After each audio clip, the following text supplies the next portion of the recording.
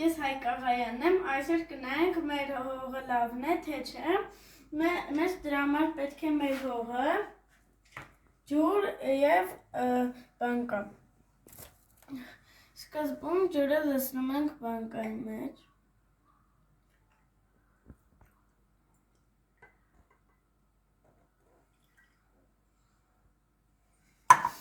Հետո հողը լցնում ենք ջրի մեջ։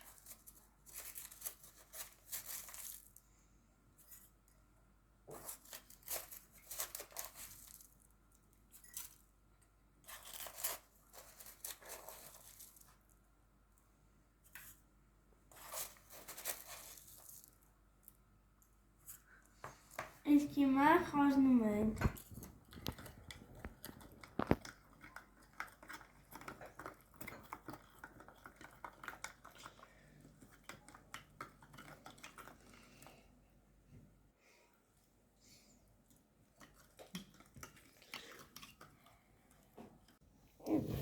Ահա մեր խառնելուց հետո, ինչպես տեսնում եք, այստեղ